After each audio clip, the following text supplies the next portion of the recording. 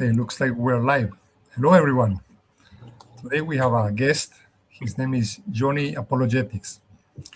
So, how are you doing? I'm doing well. My legs are a little sore because I went to the gym yesterday, but I'm doing well. It's great. I guess it was leg day. Yeah, it was like Okay, that. Yeah. so we want to talk about the argument about how many gods died on the cross and maybe some Trinity stuff, right? So, but before we do that, so do you want to tell us about yourself and your channel? Do you have a channel and yeah, whatever you want to tell? Yeah. Hi, everyone. For those of you that are on Modern Atheism side here on his channel, I'm Johnny Apologetics. If you want to find my channel, literally just right here, Johnny Apologetics. I mostly do on my main channel, I'll do just discussions with different people, sometimes Muslims, sometimes on the Trinity, sometimes new topics I don't talk about much. And I try to record them. Some of them are heated and fast paced. Sometimes it's more relaxed like this. We're just kind of talking, exchanging ideas.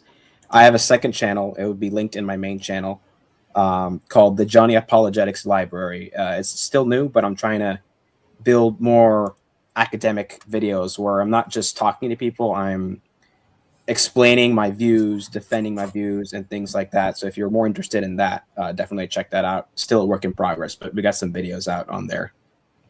Yeah. Okay, great. That sounds great. Anyway, okay. So yeah, there is this very. I see we have maybe like a probably like a Muslim in the chat. So I'm glad to have you.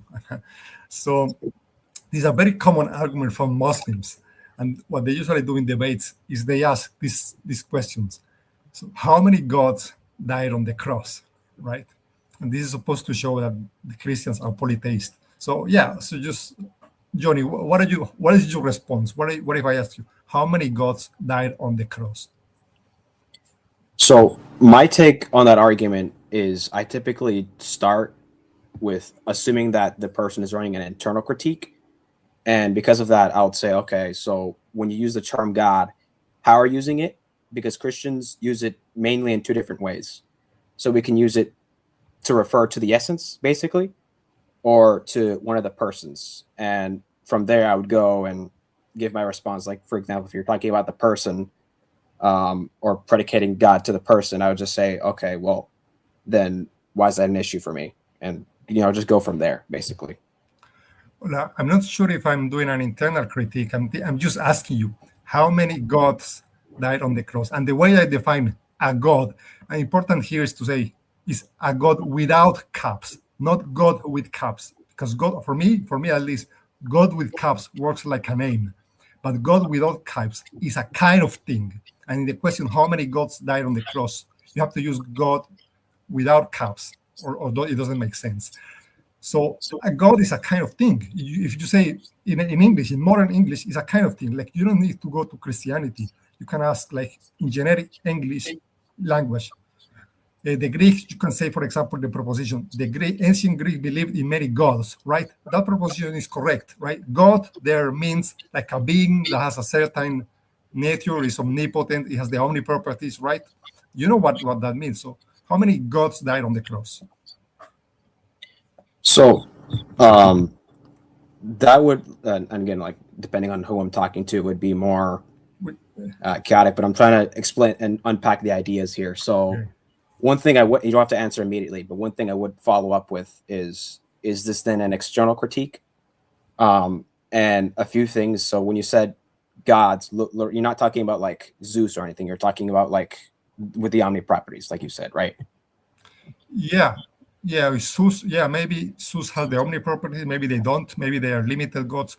But I'm not sure if Well, they I think a majority of them at least were temporal, meaning that they weren't eternal. really. Okay. Yeah, I have to double check, So, but I'm yeah, pretty maybe. sure. Yeah, I think you're right. You are right. Yeah, I'm Yeah, gonna ask you that. But but if you're talking about like, I'll say like classical theistic God with the omni properties and what makes God God, we're getting somewhere when it comes to the clarity. But to me, it just sounds like you're talking about a divine essence, and I don't know if you're picking out a person. So if you're talking about an essence, I I think we're in agreement. Essences don't die, or natures don't die.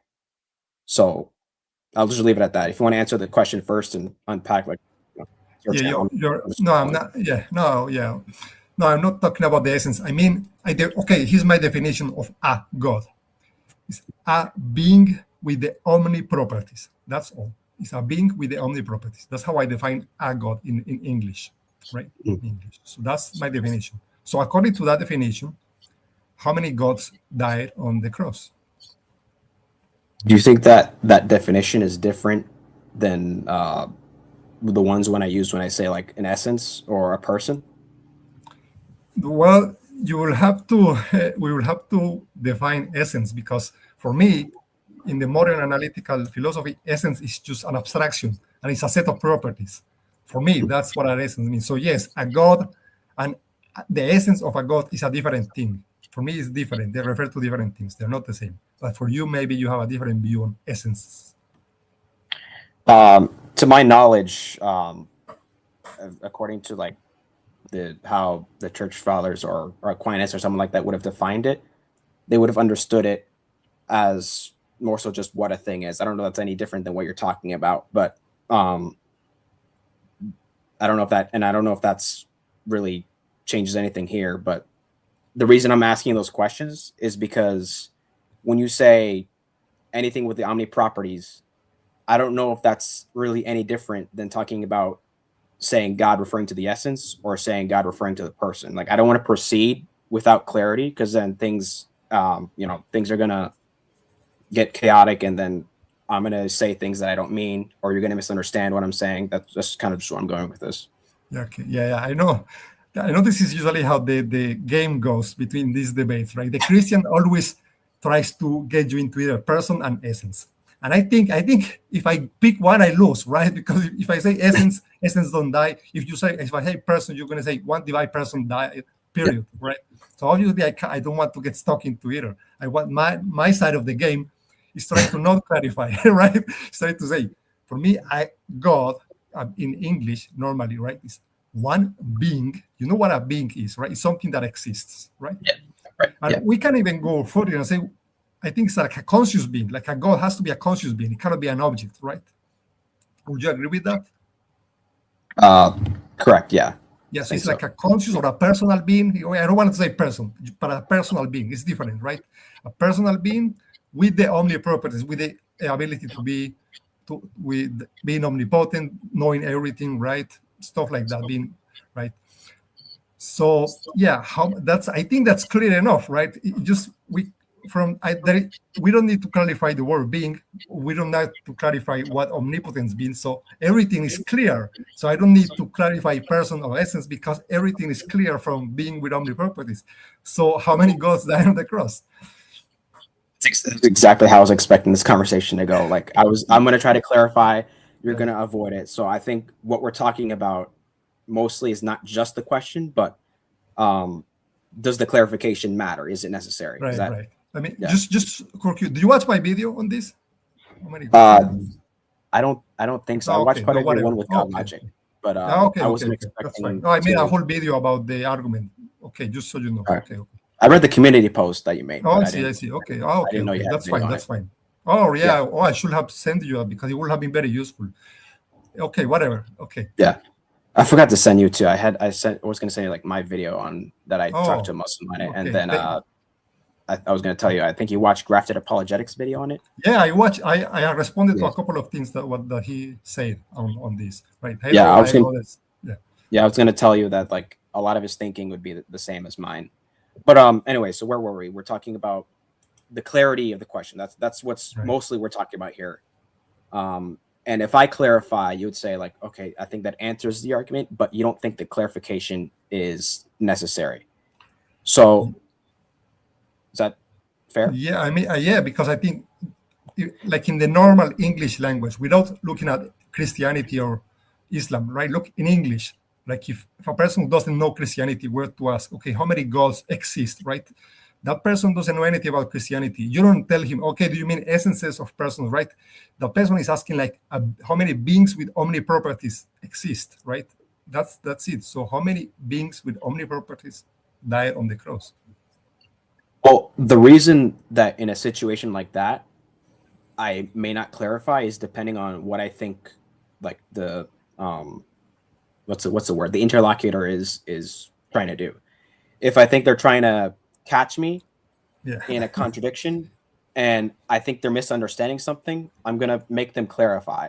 If I think they're just asking a question in general, then I don't have an issue with with clarifying. So, for example, when someone asks, "Did God die?"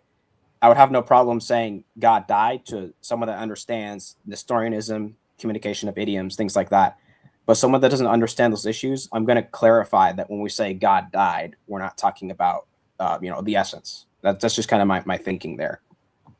Okay, so God died on the cross. So is it Yeah, proper to and say that a God? Is it proper to say that a God died on the cross? a God, Yeah, a God. if you use it correctly, I suppose. I don't know if that's a great way of wording it though. Like from Yeah. Christian theology, I don't know if, like, again, you guys, it sounds like you're trying to not run an internal critique, but I'm just saying, like, from my perspective, I don't think a God is a good, because it implies polytheism. No. That's so you watch Graft Apologetics video, right? Yes. He said that's a thing we can talk about. He said that if I ask how many gods die on the cross, or if I say a God, that implies polytheism. But I don't agree. Look, I will give you one example. Let's wait for him 1 second. Or you okay? I'm here. I'm here. Okay, I'm good, just great. getting my Okay. charger. I'm listening. Oh, sorry, that's fine. Imagine a police officer goes to a scene and there has been a crime, and he asks, "How many robbers were they?"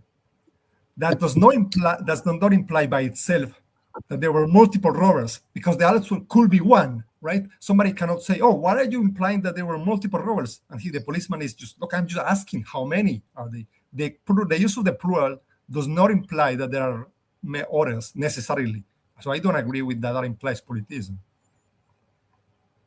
Oh, I think one difference, and maybe you can push back on this, but finally, I'm waiting okay, for yeah. Johannes to put me in my place. I've been asking him to chat for a while. Yeah. Hopefully he will do it. No, yeah, Johannes will do a way better job I than think me. he can do it. Yeah, I think he can do very well. You can do well at team, but or maybe Roy from Imago Logos can do Oh yeah, well. Roy. I think Yeah, Roy that would would be an destroy me. interesting chat. He'd probably come up and just pretend to be a Muslim or something.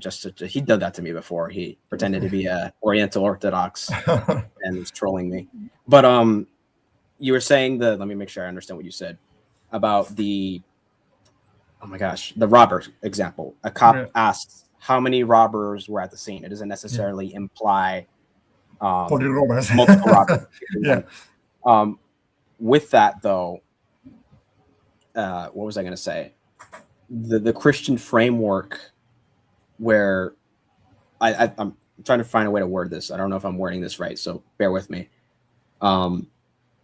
We wouldn't, when you ask the question, how many gods, or you say a god, that how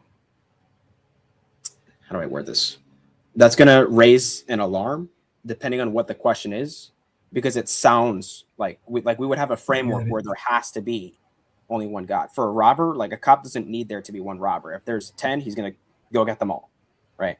A cop doesn't have a framework where there needs to be one robber. Whereas Christians, when you ask us questions about the number of gods, depending on how you ask the question, I may ask you for clarification if it seems to imply there are multiple gods. Does that make sense? Yeah, sure. So, I mean, is it proper to say the world we live on was created by a God? Don't you think that the proposition is true because it was created by a kind of being that is a God, right? It has certain property. Do you think that this proposition is proper, is fine and is true? I think if you use it correctly, yes. Like, if you're not saying that there's a God among many, then yes. Right. If you're talking, like, for example, a general theistic framework that's not necessarily Christian in its commitments. It just recognizes, hey, there's a purely actualizer, or however you want to define God, that does exist. There's one of them. Theoretically, there could be more, but it doesn't line up. Whatever you want to say, like there's one. I think in that sense, yes. But if you're talking about one among many, then that's where it becomes problematic. Right. But I think the question is open, right, until you say many, right? Because if the policeman asks, how many robbers were they? The answer could be one. So the question, he's not saying that there are many, right? He's just asking how many are they? And if the answer is one, if a kid, if maybe a child asks you, doesn't know anything about religion, and the guy is like, yes, and the kid asks, how many gods exist, right? And he doesn't know if it's one or many, and you can say, no, there's just one. But the question didn't imply there were many, so I don't see why that implies, right? Yeah. But also, like with talking to children, I'm not going to be talking about, complex, I'm not going to put out one of these books on the bookshelf and hand it to them or something like that. I'm going to answer as simply as I can, because I'm not expecting them to try to then follow up with, oh, so you believe in 3 gods or something like, it's a kid. So, right. Yeah, well, if a kid asks how many gods, you will just respond one god, right? But the question was proper. The question was not semantically false in any way or weird. The how many gods, and the answer is one, and that's it. That's monotheism, right? So it's like the question is semantically correct in a sense, even if there's only one. The use of the plural in the question doesn't imply anything, I think. Yeah, I think this gets into philosophy of language, and I have not read up on that much. Maybe you know more about that. But like, for instance, you can say something in different ways and it be true. And one thing could probably mean different things depending on the context. So if a child asks me, how many gods are there?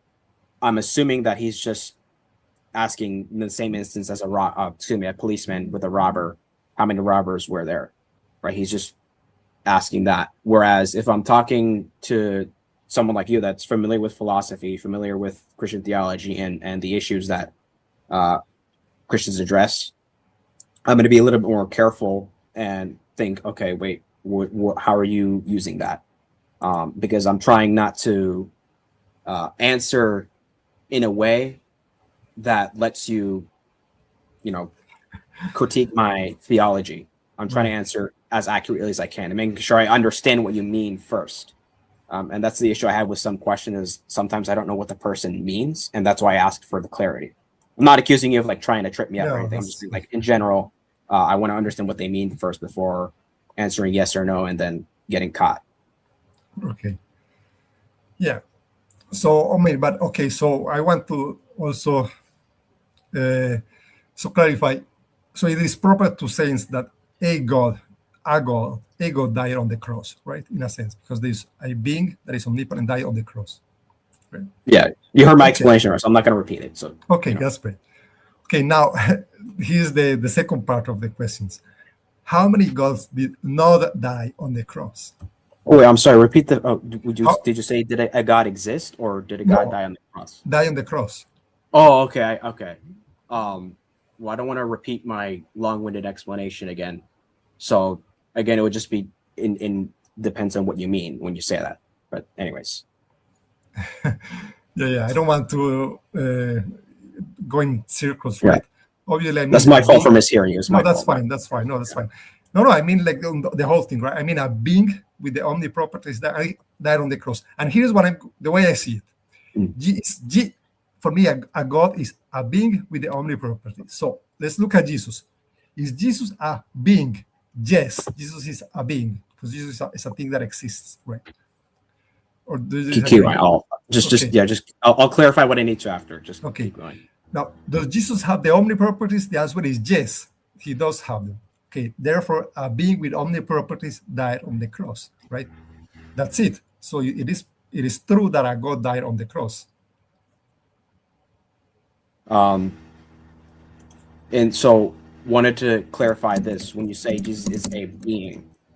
You're not necessarily trying to say that with that statement he's now a different being, because obviously Trinitarians would reject that he's a different being than the Father. You're just saying he's a being, but your point is that the fact that he's a being that died on the cross implies that he's a different being. No, than we I are. haven't said that yet. I haven't said that yet. Not at all. No, no. You can Well, say this a okay. being. I can tell But you how. you're trying to lead to that, though. Yeah. I'm trying to lead to that. But you can accept this. I think there is a solution. I want to tell you what a solution I will give. Okay, let's do this. Do you want me to tell you what solution I would say if I was a Christian? Well, there's something I wanted to Okay, go go with ahead. this. We'll probably expand upon it more when we talk about the LPT, but like the distinction between, speaking modally and then predicatively. So when we say a God died, and we don't have to get, because we'll probably expand upon this in the LPT discussion, but it's just really quick. When we say a God died, is it fair to say that we're using that in a predicative sense, like we're predicating God to a person? We are saying that what is a predicative sense? I think Like the word just predicated, like predicated that's- to the person, basically. yeah, that is a God. That the person, we are saying about the person, that the person is a God. That's the predicate, right? That would be a predicate. I think so, yes. Okay, I think, yeah. I mean, In virtue of the fact that he has a divine nature, essentially. Yeah. We'll expand upon it basically.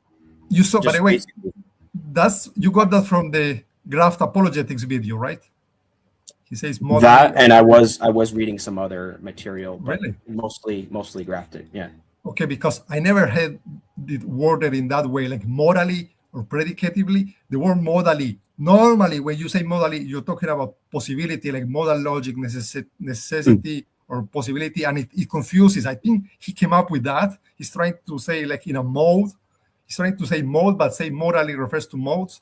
But I think it's confusing because the word modally usually refers to possibility. I think he came out, or Bear, I think Bear the Image came out with that, but it's wrong. But I don't know, whatever. Okay, yeah. Go ahead, whatever. Well, I'll look into it. If it's inaccurate, I'll just stick to saying essence in person. But okay. You can go. Okay, this is a good question, Johnny. What would be your definition? Okay, your argument depends on your own definition of God. God without caps refers to a kind of thing. Why should we use our normative versus other definitions? Okay, so Johnny, if somebody asks you in English, normal English, not in Christian theology, normal English, what is your definition of a God? For example, when you say the Greek believe in multiple gods, I think this sentence is correct. What does the term God without caps, what does that mean there in that sentence? Can you tell us what is your definition of God in normal language, ordinary language, not Christian theology? If the Greeks believe in multiple gods? Yeah. What does the term gods mean? What is the definition of that? Somebody asked, yeah. I would assume when they're talking about that, they're talking about multiple beings that exist with, well, I know there's the issue of where the Greek gods were, but we'll just say for sake of simplicity, beings that have their own set of omni-properties. Just, I guess that's sufficient for now.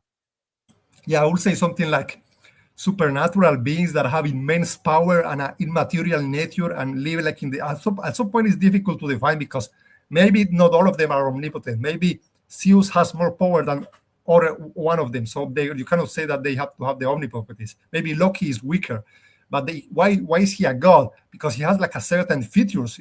He's immaterial. He has vast powers. He lives alongside Zeus. He's kind of his same nature. So it's just a kind of thing, right? It's a certain kind of supernatural being. That's how we will define a god for me, right? Yeah, I mean, something like that. Yeah. I think his question specifically, he's asking, why should we use my definition of God versus other definitions for this argument? Is that to me only, or is that to you? No, I don't know. I think for both. He says for both, right? I mean, anyways, so like, I would be under the assumption that, and this is just my thinking, the argument functions like an internal critique, and that's why I'm arguing. And we can touch on that if you want, but that's just my the argument functions like one, and that's why I think that, okay, so that's why I'm using my definition of God at the very least. If it's and we can touch on this because I did have some questions written down about I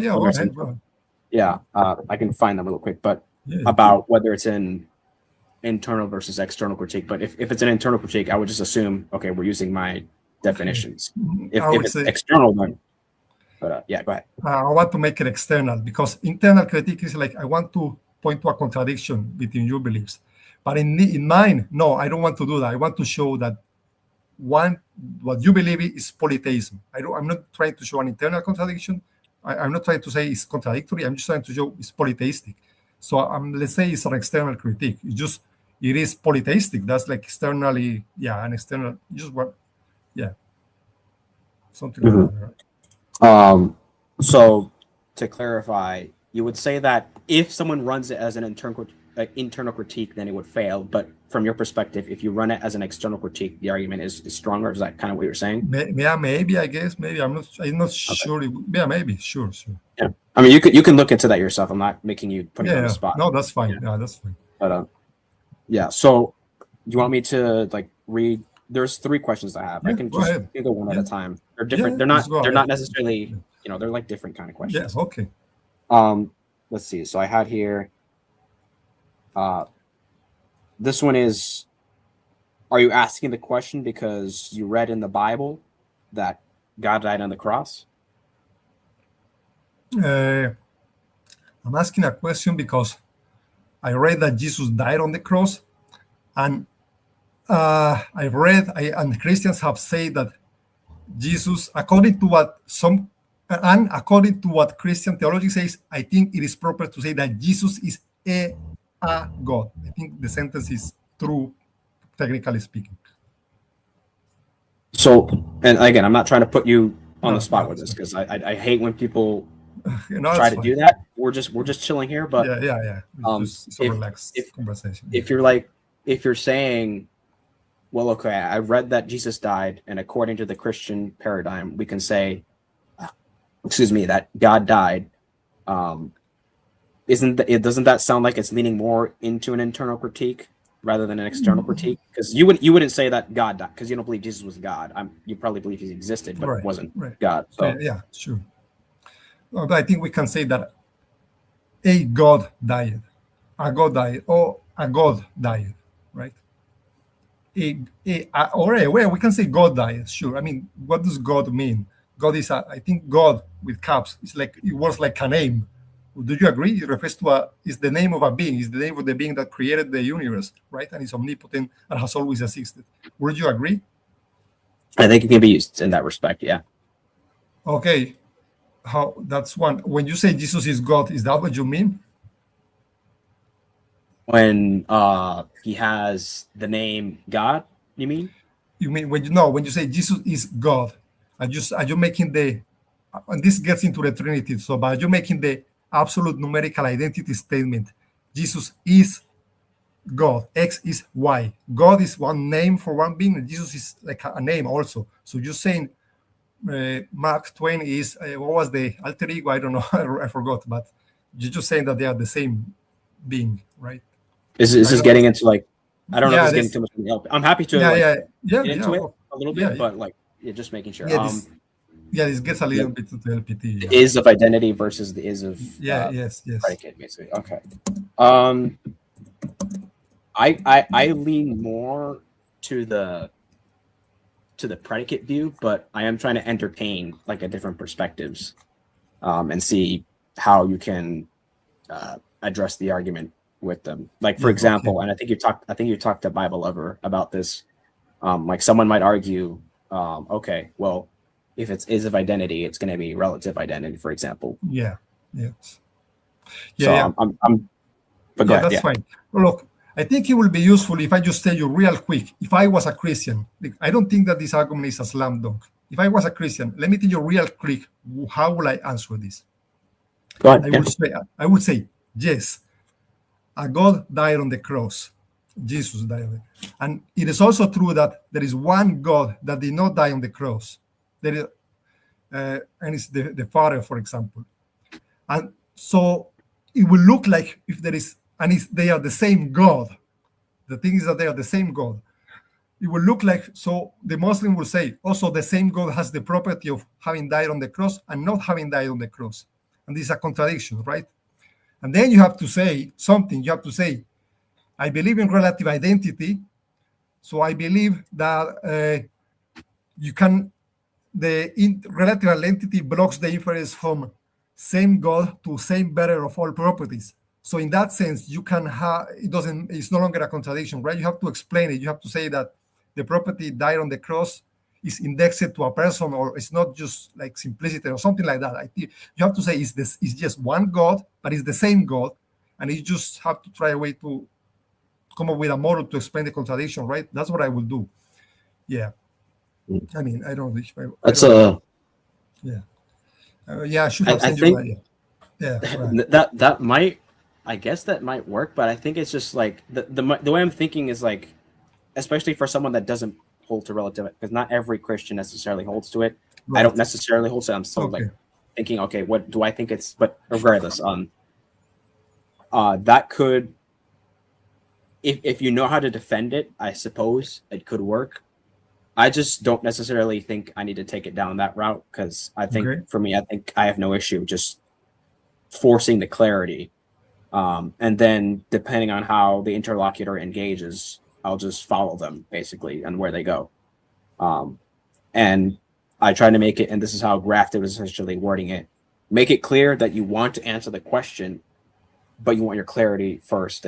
But I guess that could also work. It's just, you have to really know how to word it properly. Yeah. Like if you can't word it properly, then they're just going to make a fool out of you.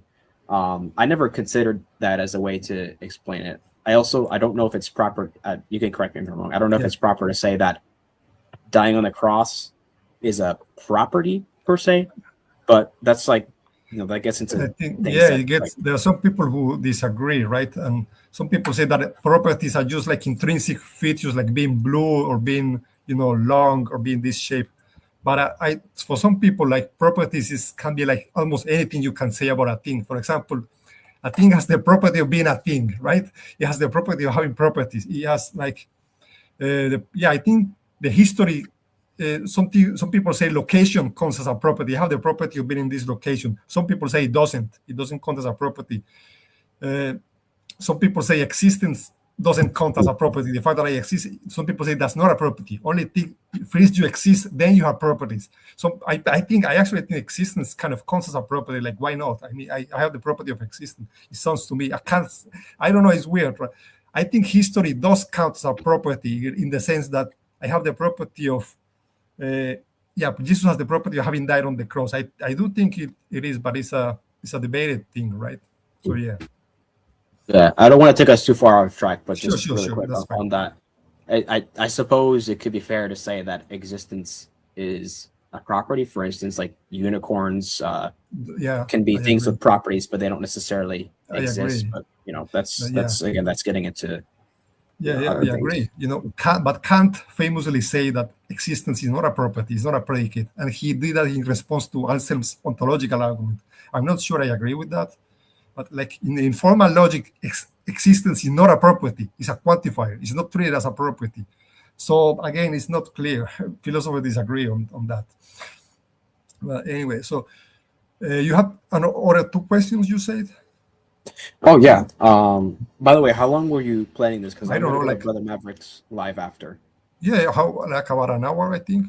Okay, I don't know, less. If you want, we can do less. Like, I mean, not 1 more hour. I mean, like more half an hour, and that's okay. Yeah, no, that's fine. More. I just wanna meet your time. I'm not rushing you. No, I know we can, and I imagine like 1 hour total, right? Half an hour more or less, if you want, whatever. Yeah. You're going to that's great.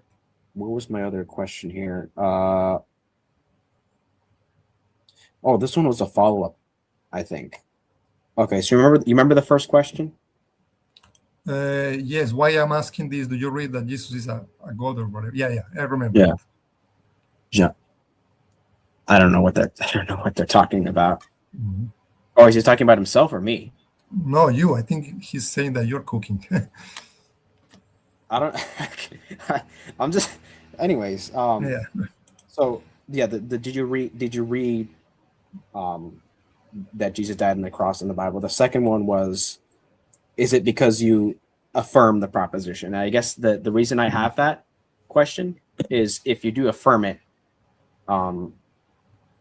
then that can get awkward, because if you're affirming, unless you hold to like a polytheistic view of the Trinity or something, versus if you don't affirm that proposition, then the external critique becomes awkward. You understand what I'm saying? I'm trying to word it. Not sure what I say. Which proposition exactly? That Jesus died on the cross? That God Yeah, died on the yeah. cross? If you read that in the Bible, did you affirm that proposition? And obviously, no. No. Okay. I guess no. no, right? When I read something, am I affirming it? I think no, right? Okay. No. Okay. And the reason I asked that is, if you don't and you're running it as an external critique, correct me if I'm wrong, but that seems to function awkwardly if you're trying to run the how many gods died argument as an external critique. At least from the way I see it, versus if you're running it as an internal. If you want to touch on that, go ahead. Why is that awkward? Well, if you don't affirm that God died on the cross, if like for example, there's a God, if you don't think there is, then it would at that point we would have to establish, is there even a God, and then we're moving away from the original argument, and we're all over the place. Versus if you're saying, okay, so you believe God died on the cross, you're running it as, okay, so this is your view, here's why your view collapses. You understand? What if I was a Muslim? For example, just for the sake of the argument, right? It's usually Muslims who do this. A Muslim thinks that there is a God, but he thinks that he didn't die on the cross, for example. So what happens with the Muslim? Well, the Muslim will say, I don't know what the Muslim will say. The Muslim will say, it's an external critique or it's an internal critique. I don't know what the Muslim thinks. Well, depends on the Muslim, because different they do the argument differently. But if I were to ask him, do you affirm this, that God died on the cross, let alone the crucifixion, because the Quran says about being made, but that's another topic. I'm not going to get into that now. Being made to appear so. At the very least, they're not going to say God died on the cross, because the Quran is explicitly Unitarian in its model of God. It rejects the Trinity. Like, it will say, do not say three, for your God is one, for example. Surah 112, verses 1 through 4 are the foundational verses for their doctrine of Tawheed, of God being absolutely one. So if I were to ask them, do you believe God died on the cross? Even if they believe in the crucifixion, which is a minority view among Muslims, they're going to say no. So I can still ask the follow-up question. Okay, so if you don't believe God died on the cross, why are you running this as an external critique? At that point, I would have to prove to you that God died on the cross for this to even work. Yeah, I know. I'm not sure. Okay, what if let's buy. Okay, so if I say I'm running an internal critique, you're going to say you have to accept my clarification of the term God, right? Either person or essence. Because you're granting my paradigm. So I'm asking you, I would be asking you then, in what way are you using the term God? Because Trinitarians, I think some Trinitarians may not use the term God equivocally. I'm not sure. But at least me and the people I know, we would typically either refer to God to the essence, or just referring God to one of the persons. And that's kind of how I would run with that, just in summary. Okay, I will say this. I'm gonna try this. That's the clarification of the word God with caps. God, big caps, God. But the term, I'm talking about the term God without caps as a kind of thing, right? I'm talking how many gods without caps as a kind of thing. And that term is not either essence of person. Only the one with caps is essence of person. What if I say that? Well, I would ask then, in what way is the kind of thing different than referring to the essence or referring to the person? Because if it's referring to neither, I don't know exactly what you're picking out as far as my theological system. Well, if it's an internal critique, I don't know if we're still talking about. I don't know if we're still talking about the internal critique aspect, but that's. Yeah, I get it. No, I would say a God, right? Okay. a God is one being that has the divine essence, for example. It's not the essence itself, it's the being that has the essence. I Okay. think. Are you sure God Um, picks up the essence, or is the being that has the essence? Maybe we're talking position because we have a different definition of essence. Maybe you think you work with a realist version of essences like Aristotelian, a atomistic view, and but I think essence is like an abstraction. Abstraction. I don't know. yeah, Maybe that's what's I, going I, on. I think I think Amaga Lagos did a video on this like 2 weeks ago or so. If you wanna clarify that, I don't remember. I think it's like what is a nature or something like that. I Yeah, think yeah, I think it's going to touch on the same exact yeah. I issues. know. Yeah, But right. So you're saying if I'm saying it's a being that has the essence Yes. versus the essence itself. Is that We have only three. Hello, Gavin. I think. Yeah. What's up, man? yeah? You Gavin guys did a didn't. debate yesterday. I gotta watch Oh, that. oh, really? That's great. Yeah, you guys know someone who wants to have like a formal debate on the LPT? I'll be happy to do it. I'm looking, I'm trying to do more content on this. I want to become like an authority on this on YouTube. Hey, In case you Gavin, guys- text not Elijah Johnson. This is another Elijah we know. Text him for me and throw him into the fire. Yeah, I'm joking. But Johanna Silencio could throw me into the fire. You know, He's good at this. yeah, he'll Yeah, throw me to the fire too. We'll 2v1 and he'll throw us both in the fire. yeah. But anyway, so on the being,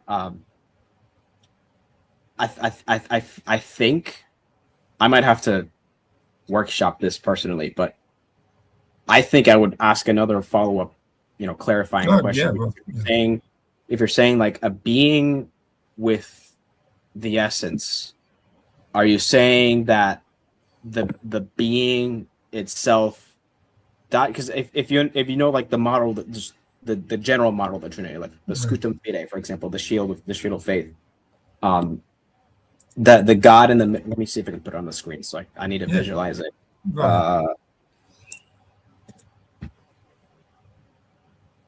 Like for some reason. See. Okay. So if I can share my screen really quick. Yeah. I can just do it. I haven't seen anything yet. I can click. Okay, There now we I go. see it. This is small. Hold on. I don't know if I can do like this. Oh, I have. You want to share the diagram? I think I have it. Yeah. Oh, you have it? Okay. You got it. You got it. Yeah. So, for example, you see my mouse moving? Not right now. Oh yeah, no, I think I saw it. Yeah, I just saw it. Yeah.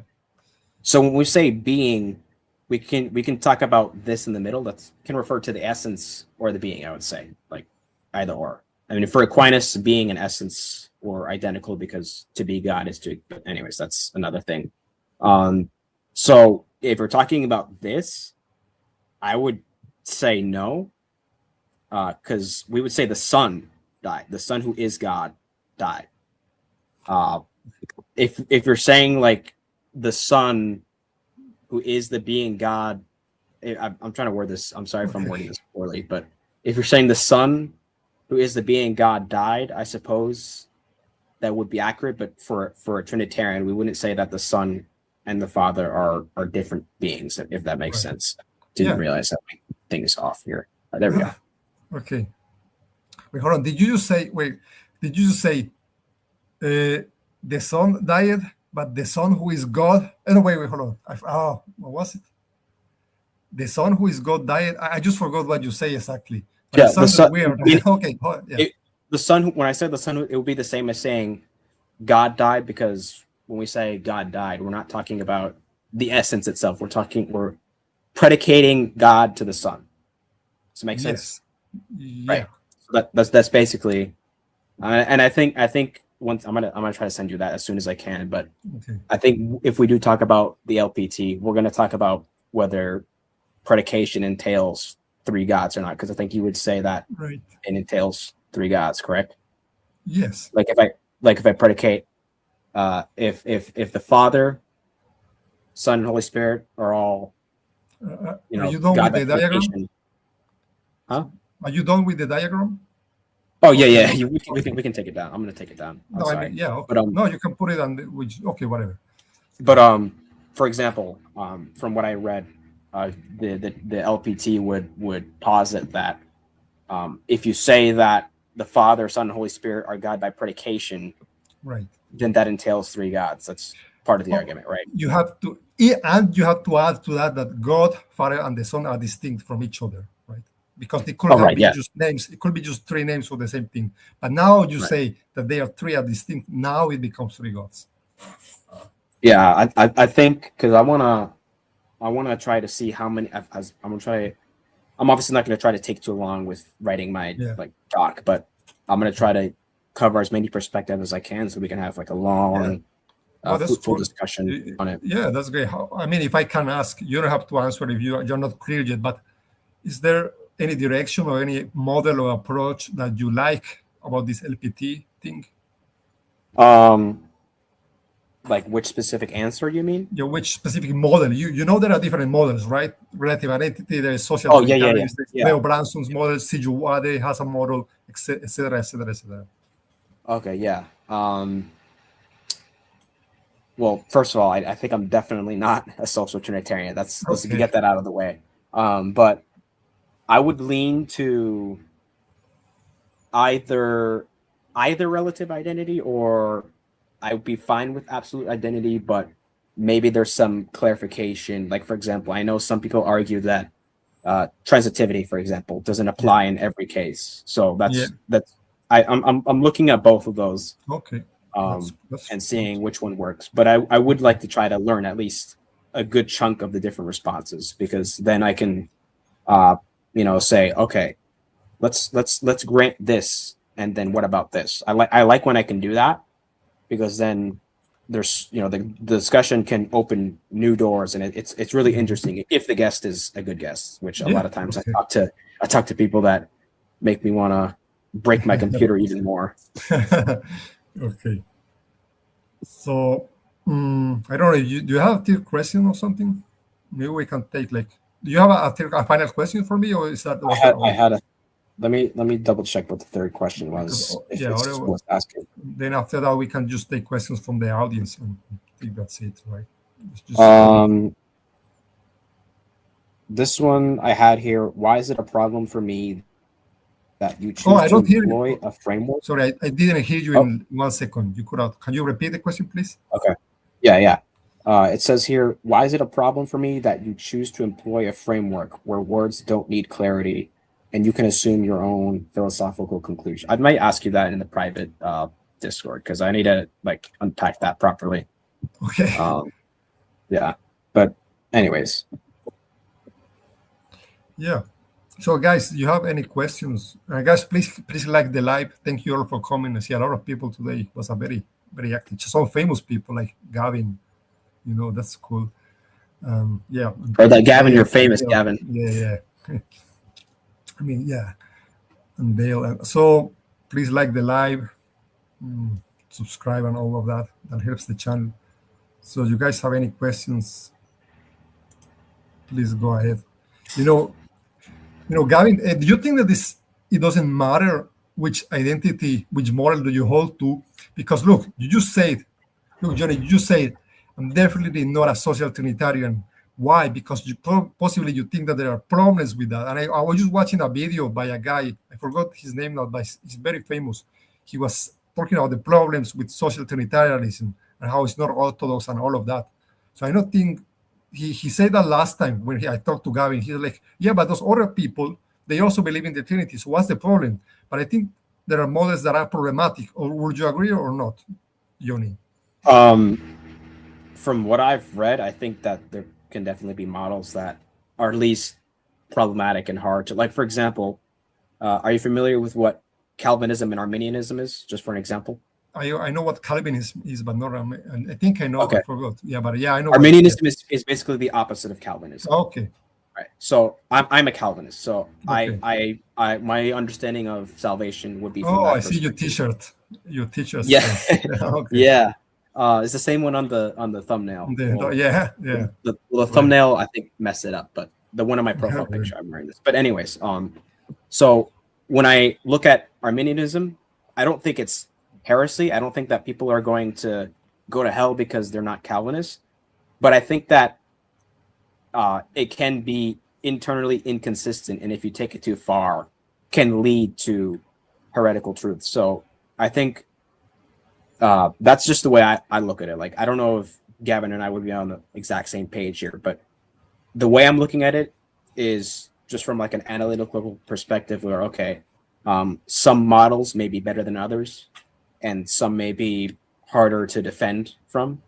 Whereas Gavin is basically saying, well, regardless of whether the logical conclusion of these models are, if they confess the Trinity, because so he's looking at it just from a more Christian perspective, like general Christian perspective, that, okay, if they confess the Trinity, then they are Trinitarian.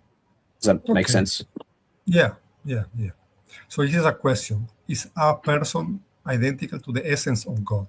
Yes or not? Yes, there are three persons. If yes, then three persons equal three gods. If no, a person is not God. Trinity debunked. So what are you? Um, well, let's first I of mean, all, let's take the question. I thought identity was supposed to lead to modalism, not uh, tritheism. Or is he just using identity in the same way? If you're talking about, okay, if you're talking about person by predication, I'm going to assume that, because when you say identity, typically people are trying to use it to collapse into modalism. Am I correct? Isn't that not how it works? I don't know. I'm not The sure. the LPT, when you ask, Yeah, are the persons God by identity or yeah, predication? that's right. That's right. That's right. Yeah. So I'm going to assume you're talking about predication. There's a various amount of ways people deal with that. So because when you say identical to the divine essence, that's identity. So, but let's talk about Yes, predication. that's For identity. Yeah. So basically, one of the responses I saw, I'm not going to go too deep now because I got to retain some of the information. But one way to deal with it is argue that predication doesn't entail, a multiplicity. And I was reading, and I don't know if you know about this example, but when we do talk about it, we're probably going to unpack it more. There's like an example of a mold of clay that's different today than it was from yesterday, but you can predicate 1 pound to it in both days. There's not two sets of 1 pound, it's the same 1 pound. Or a road and the two ways, you can predicate road to both paths, but it's still one road. We'll probably unpack that more Yeah. when we talk about it. That's Because good. Okay, that's great. Okay, this is a good question. Is the sun aseity? Does it have the property of aseity? Aseity, right? I would argue yes, but I am aware like there are issues that, for example, Grafted is here. What's going on, Really? Grafted? Yeah. Okay. Oh, yeah, that's great. It's on your channel. Yeah. Why are you watching on his channel, not on mine? Yeah. Thanks. I'm glad you're here. But what was I going to say? What's the question? I say, okay, yeah. So the issues does the sun has the property of aseity? I think some people say yes, but I think some people say yes. Traditionally, theologians say yes, but for me, it's like, why? If he was generated by the Father, he does not have aseity is that you exist by yourself without depending on absolutely anything, like God, like the Father, in a way, right? He just exists for me it's like for no reason, or by necessity. Some people will say necessity. I don't know. I would say rudeness, but whatever. The point is nothing causing him to exist. He doesn't depend on anything for his existence. But the sun, I think something did cause the sun to exist. It was the Father. I don't think the sun is a say, properly speaking. But what do you think?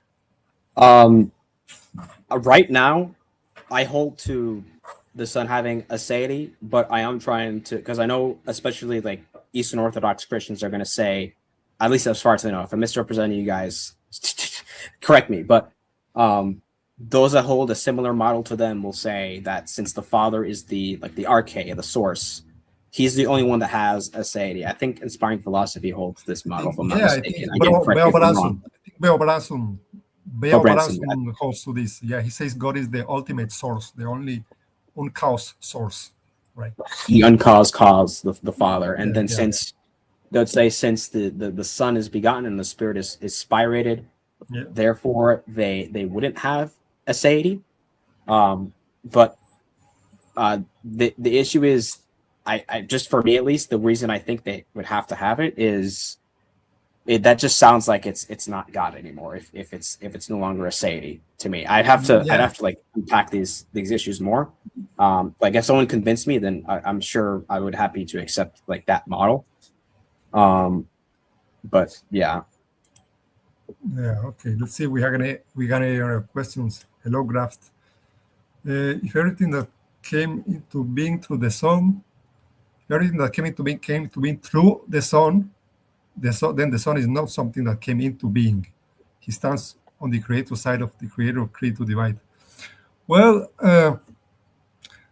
when the Bible says came into being, it could refer to being created, like manufactured, like the process of creating things, like in this different from generating the Son, right? But the generating will, for me at least, it still counts as a form of causation. Now, some people want to say that it doesn't count as a form of causation or as a form of creation because it takes place eternally and not within time. But I do not agree. But some people, I think we talked about it with Brother Maverick last time. That was one of our points of discussions, right? Have you heard of this? What do you think? About what Gavin said? Yeah, I mean, Jesus being eternally generated, so maybe it's not caused by the Father anymore, but I think he is. I mean, I don't know. What do you think? Well, first of all, I think Gavin is talking about John 1:3, which I don't know if it definitely answers the question about whether Jesus is God, but the question about aseity and whether the Son being begotten disqualifies that, I think that's more so a philosophical question rather than just a pure biblical. Not that you can't use the Bible to guide you. Like as a Christian, obviously you can. But in this context, the Son bringing everything into being in John 1:3. I think, like, for example, even a monarchical Trinitarian would say, yeah, what's the issue with that? So, okay. So here is Graft saying that the Son's hypostasis versus his essential aseity will fall in two different respects. But here's the thing. The Son is not really the Son without his hypostasis. So you cannot say like his essence is aseity or has always existed, but then his personhood or hypostasis, then it goes, that was generated, right? Because it's like, are you saying that like part of him had always existed, but then he got generated? No, he got generated. Like the Son completely got generated. That's what to generate means. Well, that was to beget mean. The Father begets the Son. He doesn't beget only the hypostatic respect of the Son. No, the Father begets the Son, the subject, completely. The Father begets the full divine person. There is no separation, real separation in the divine person of his personhood and his essence, right? I don't see how that really makes sense, right? to my knowledge, you are planning a discussion with Grafted, correct? Well, I said I told him once it would be great if we talk, and he said, yeah, maybe we can look at it, but I don't have anything concrete planned. But I would be happy to talk with him or with Bear the image. Yeah. Okay. I have Grafted's Discord, grafted it. Like if really? you want me, if you guys want me to help you out, I can absolutely help with that. Sure. Great. Let's see what else do we have. The Son. Okay. I don't know. Necessary under the John 5:26 says that just as the Father has life in himself, so does the Son. I don't know. That's something I was also thinking. I didn't spell it out. But I guess I'll say it now. Pull my okay. Well, he wants me to pull his answer up. So the Son is not a say with respect to his personal origin. He's eternally begotten of the Father, but he's a say according to his to essence, because the one divine essence he fully possesses is self-existent. So, but what is his essence? Is it like a I don't know how could if he if they how could you say that he's not self-existent but his essence is self-existent? Does that like really make sense? He said, oh, it's self-existent necessarily on the right. John 5:6 explicitly says that just as the Father has life in himself, so does the Son. Right? I'm not sure if it makes sense to say that he is begotten, but his essence is always existed, right? It's like, I mean, if my essence has always existed, then I have always existed, right? Because I'm not, you cannot separate me from my essence in a way. It's like, what are you even saying? I don't know. Yeah.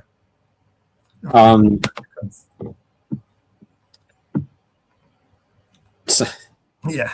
So my chat said 9 likes, 6 watching. I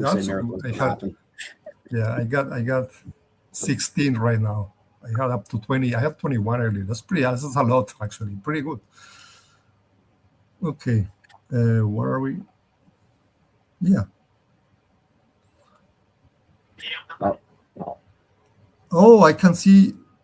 This is people from your channel. Oh, I realize. So I get both. I get to look at both of the comments. Oh, I see. That's good. That's great. Yeah. I just figured that out like 30 minutes ago. The one with the paperclip, whatever that is. I guess that's my. Yeah. No, chat. I think we. Yeah. Okay. I don't know. Do you want to? We can wrap it up. Like if there are no other questions, you have nothing else to say. Like because I think we covered like most of the things. So what do you want? Do you want anything? Is there anything else you want to talk about? I think we covered I think we covered everything. We could spend the next few minutes answering some more questions before I head over to Brother Maverick. I think he started now, but I can give it a few more minutes if you want. I mean, yeah. No, I'm fine. I mean, you can go there if you want. I mean, yeah. Are there any other questions, guys? It doesn't look that there are any eternally begotten. What does that even mean? Can you explain what that means? Because for me, it's like to be begotten is like, yeah, it almost seems like there has to be before and after begetting. It's like, because that's like an event. Like, yeah, I understand the question. Like, what does that even mean? How could you be forever like begotten or generated by the Father? Like I don't know. I think when tackling that question, we need to recognize, at least this is for Christians. I don't know. Yeah, I think it's for you, right? Yeah. But when we're tackling this, we don't want to pretend that we can explain it in such a way that we can fully comprehend it. Yeah. But we can do our best with language to explain what it's describing. So the early Christians, I believe they would say, begotten, not made. So they saw a distinction between the Son being begotten versus him being made or coming into being, like it would say in the New Testament, like in John 1. So begotten, as far as I know, someone again correct me, but this is how I've understood it. It just basically means to come forth from. So the Father, the Son comes forth from the Father, not in the sense of like, okay, so, actually I'll use this analogy because I don't know if you were married or have children or not, but no, okay, me neither. So we're on the same page here. Yeah. But if you had a son today, you would become a father. Yes. Right? At that moment, you're a father, and that's a relation, right? Yes. So the Father eternally is the Father, and so thus the Son would eternally exist. That's kind of the best way I've heard it described, at least to understand it. So when the Son is begotten, it's not something that is like a beginning point. It's to describe the relation between the Father and the Son. That's the best I can do it. But okay. I think to beget, like in ordinary language, to beget is to have a child. If I have a child, you can word it as begetting a child. but it's the biological process, having a child, right? Yeah, I think that's why it gets confusing, because when you hear beget, you're thinking, okay, conceiving and then giving Yeah. birth and then being born, versus the way the early Christians were using it. They weren't talking about that, because there's no God the Mother, right? That's not. I know some modern movements believe that, but that's not what's going on. So that's I think that's the main problem with when people say begotten. They're thinking human biology when that's not what they were talking about. I see. Okay.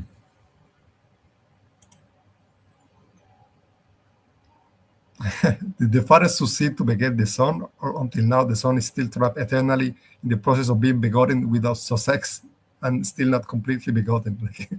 Like if the process is taking place, it's not finished. Like the Son is not really. I don't know. So I don't know if I'm understanding. Are you saying that it's in the process is in eternity, it's not completed, or something like that?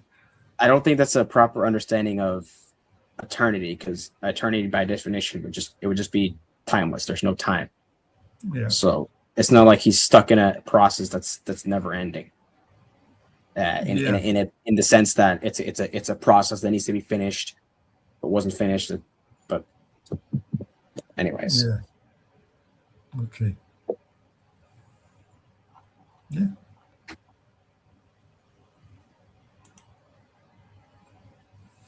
Yeah, exactly. That's exactly what I was thinking, Grafted. Like it's not going on in time. So I don't know.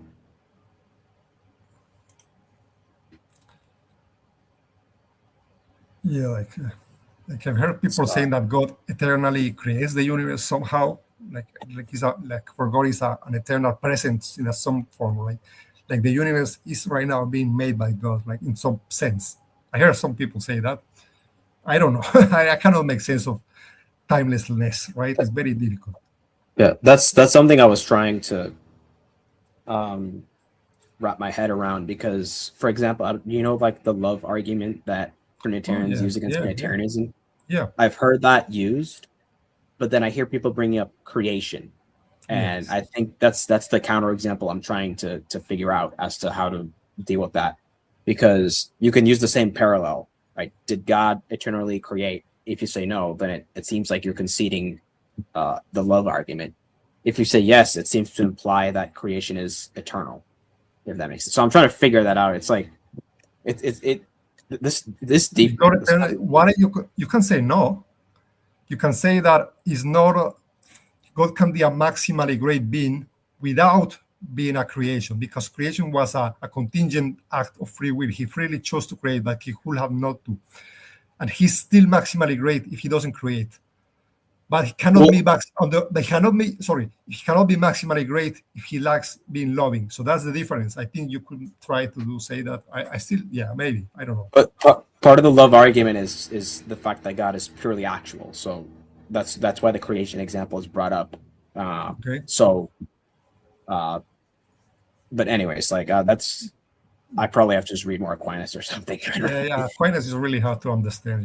Like the sentences are very difficult. Like they use sentences on the language in a different way, right? And the words, I don't know if it's really the best. Like for me, Tom it sounds like gibberish a little bit, not trying to offend or anything. But I'm like, what are you even saying? Sometimes I hear these sentences, and I'm like, what are you even saying? I don't even get it, right? I have this. Okay. Let me turn over. You know who is okay? You know who is great at explaining Aquinas? Gavin Kerr. I think he has a book from Thomas Aquinas' Way to God, and they say that it's a must read for any Thomist, right? Gavin Kerr. Check that out. Every time I take out my books, it's hard to put them back. Yeah, it's good. Yeah. Okay. Is there anything else? I think I'm ready. I think that's fine. I think we can wrap it up. Yeah. So, okay, guys. Thank you for watching, and thank you very much, Johnny, for coming. It was a lot of fun. Yeah. Happy to have you. Yeah. That would be great to have that LPT talk someday, some other day. So yeah, I hope you have fun with Maverick today. I guess that's all, guys. Thank you for watching. Please like the live and subscribe to the channel. And go check out Maverick later if you want to see more of Johnny. Okay. Okay, goodbye.